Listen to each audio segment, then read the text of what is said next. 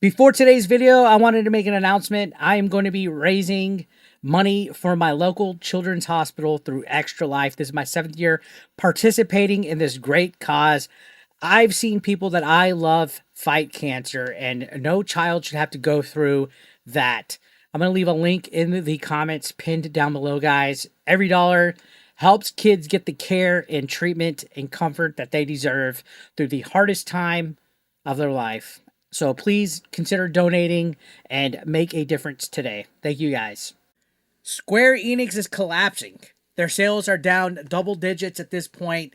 The biggest franchises are literally aging out of existence, and their solution, get this, is replacing human developers with AI. I'm going to look at this article from Video Games Chronicle, but I also saw this tweet saying Square Enix announces more layoffs as part of US and Europe restructuring. Nearly all areas of Square Enix's Western business affected by latest cuts, it tells staff. So this is a huge restructuring of Square Enix, one of the most beloved, popular developers of all time.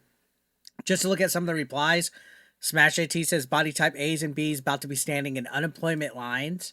Should have done this 10 years ago. Back to Japan removed Western crap devs. It's US and UK, not Japan. People who laugh at this, stop, blah, blah, blah. So, of course, there's people defending it and making excuses for everything in the book. But Square's been slipping. Square's been slipping. This is not just a company in trouble, guys. This is a warning sign. A warning sign for the entire gaming industry, whether you realize it or not. Because when a legacy studio like Square Enix starts cutting developers and outsourcing creativity, especially to AI, that's not innovation, guys. That's literal desperation from Square Enix. So here's what's going on. They dropped their latest financial report, and the numbers are brutal, as PPP from Kino Casino would say. Shout outs to the house always wins. Net sales are down 15%. MMO profits are down. Mobile games are down. Even their publishing division has taken a hit, guys. The only thing going up at this point is merch sales. To be fair, their figures and collectibles are pretty cool. In fact, they're incredible. But when your plush Chocobo is literally carrying the company harder than the actual Final Fantasy game, there's a problem going on. So operation income technically rose 28% according to this report, but that's because they cut spending. Less advertising, fewer new titles, massive layoffs across their Western studios. Square says they're in the middle of what's called a 3-year reboot, where they're focusing on quality over quantity, which, okay, cool. But I did notice that we're getting a lot of like remasters, remakes, ports of like older games. I don't know if that has anything to do with it. Maybe they're banking on nostalgia at this point. But they're apparently bringing development back home to Japan. And honestly, that might be the smartest thing they've done in years. I'm not against it. If I'm going to be completely honest, for too long, their Western branches were chasing trends, trying to modernize and cater to that vocal minority. You're not supposed to be modernizing franchises that were never supposed to be modern, guys. Like how they're doing Type A and Type B for like Dragon Quest and things like that. The result always ends up with gamers feeling alienated, especially the old fans, and you fail to find new ones because people that care about stuff like body type A and B, they do not support video games. They don't support buying stuff that actually panders to them, which is weird. They want pandering, but then they don't support it when it comes down to it. But here's where it gets scary, guys. According to a massive survey of about 180,000 Japanese gamers, the average Final Fantasy and Dragon Quest player is 42 years old. 42. That means Square's fan base is literally aging out. It's like people like my age and older. Younger gamers, they're playing Splatoon, Minecraft, Genshin Impact, Skibbity Toilet, whatever you want to name it. They're not playing Final Fantasy anymore. And when your audience keeps getting older and older and older, but you're not creating anything that appeals to them or anything that appeals to the next generation, you're not just losing relevance.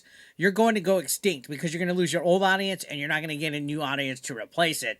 That's where Square's at this point. Now, I love Final Fantasy. That's like one of my most favorite franchises of all time. But somewhere along the line, Square forgot what made those games special. Now, I didn't have any qualms about the remake or rebirth, but a lot of people did.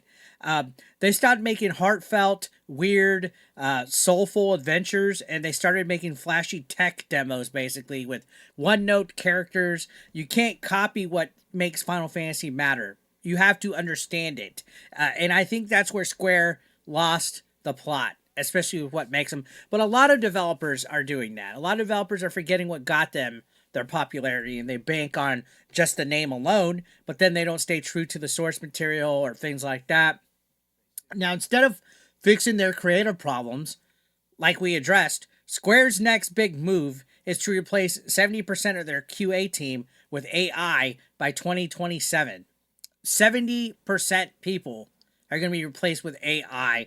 They're partnering with the University of Tokyo to develop generative AI that can test and debug games.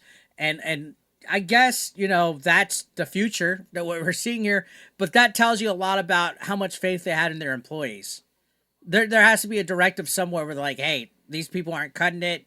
Let's use AI. Again, I'm not 100% against AI, and sometimes I think they could definitely work. AI could definitely help with finding bugs that no machines could find, detect, predict, invisible enemies, broken hitboxes, sound issues you can hear but not quantify.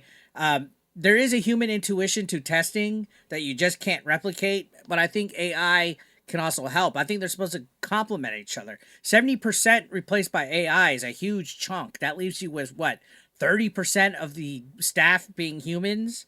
I think it needs to be a little bit more equal. Maybe a 60-40, 60% human, 40% AI. But what do I know? But QA isn't just about bug fixing, guys. It's the first rung on the ladder for a lot of people that are trying to break into the gaming industry. You're taking away 70% of that. So you're basically shutting it down. You're gatekeeping. You're cutting off the next generation of developers before they're even able to get their foot in the door. You're cutting off 70% of the workforce for people that are trying to come into the industry. That's small. And that's not just Square Enix, guys.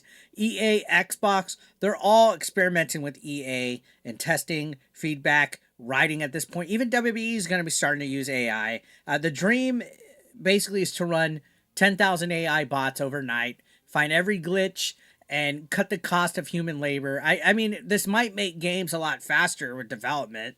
That's one caveat. But when every studio starts prioritizing efficiency over creativity, something's going to break. Because games aren't just software. At the end of the day, they are art. They are art. And art without a human touch, it's not appealing, in my opinion. Are these going to be games that are worth playing ultimately? I don't know. Square Enix is calling this a reboot of sorts, but to me, it feels like a company that is trying to reinvent itself after forgetting who it was. Their core fans, like I said, were all aging. Their Western teams are getting gutted as we speak, and now AI is being positioned as the future of creativity. Maybe this is the start of their comeback. Maybe it is the Final Fantasy, pun intended, for real.